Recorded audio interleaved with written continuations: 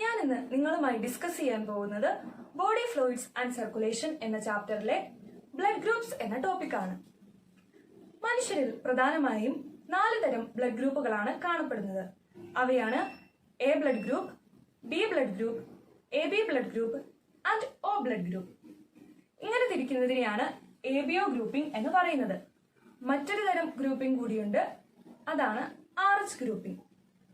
ആദ്യമായി നമുക്ക് എബിഒ ഗ്രൂപ്പിംഗിനെ കുറിച്ച് നോക്കാം. What is the basis of ABO grouping?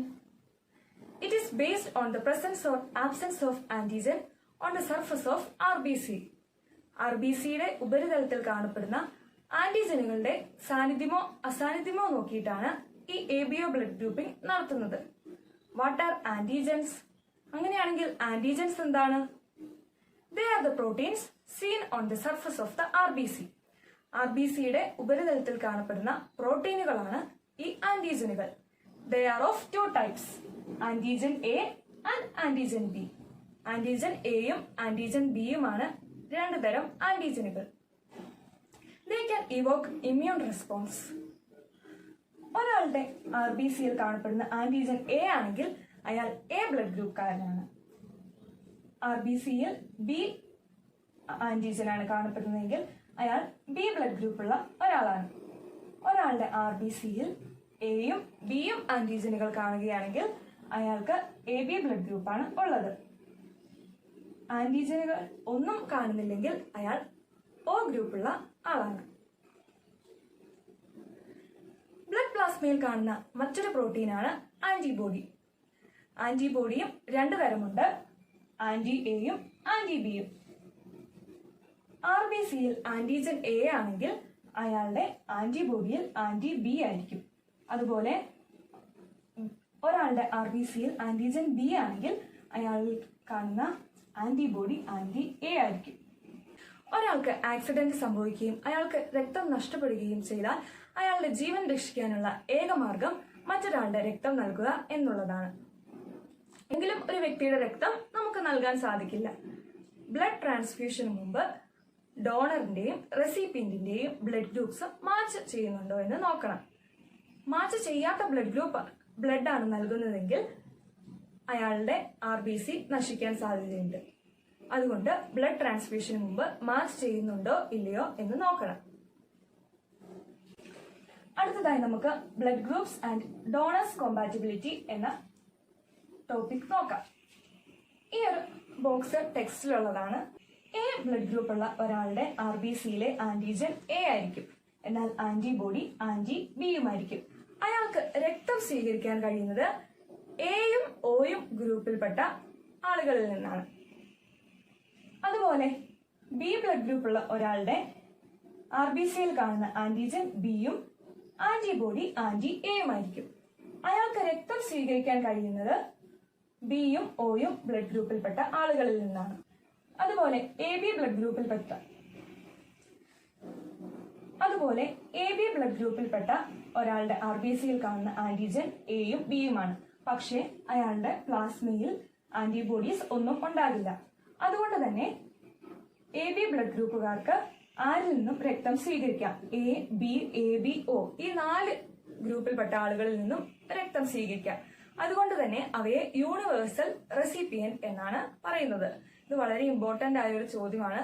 Y AB blood group persons are called universal recipients?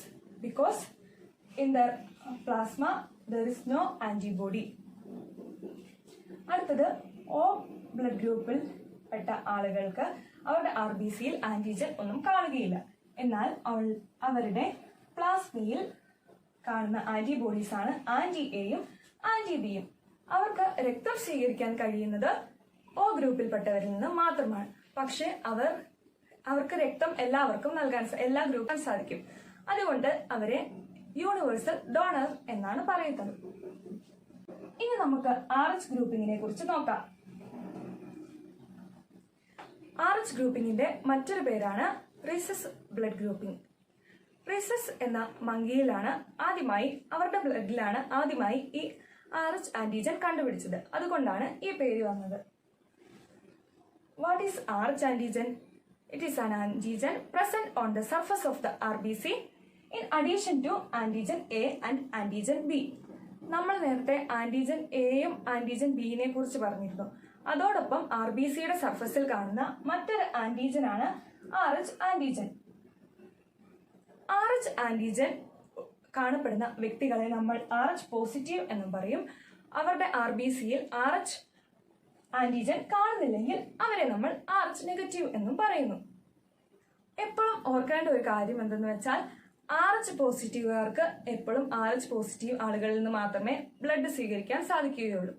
അതുപോലെ RH നെഗറ്റീവുകാർക്ക് RH negative ആളുകളിൽ നിന്ന് മാത്രമേ ബ്ലഡ് സ്വീകരിക്കാൻ സാധിക്കുകയുള്ളൂ. ഇനി നമുക്ക് എറിത്രോബ്ലാസ്റ്റോസിസ് ഫീറ്റാലിസ് എന്ന ടോപ്പിക് നോക്കാം. RH നെഗറ്റീവായ ഒരു ലേഡി RH പോസിറ്റീവായ ഒരാളെ വിവാഹം കഴിക്കുമ്പോൾ അവർക്കുണ്ടാകുന്ന ആദ്യത്തെ കുട്ടി RH പോസിറ്റീവ് ആകാൻ സാധ്യതയുണ്ട്. അങ്ങനെയാണെങ്കിൽ ആദ്യത്തെ കുട്ടിക്കൊന്നും സംഭവിക്കുകയില്ല. എന്നാൽ ആദ്യത്തെ കുട്ടിയുടെ ഡെലിവറി ടൈമിൽ അമ്മയുടെയും കുട്ടിയുടെയും രക്തങ്ങൾ തമ്മിൽ മിക്സ് ആകാൻ സാധ്യതയുണ്ട്. അങ്ങനെ സംഭവിക്കുമ്പോൾ അതിനെതിരെ ആന്റി-RH ആന്റിബോഡീസ് അമ്മയുടെ ശരീരത്തിൽ ഉണ്ടാകും.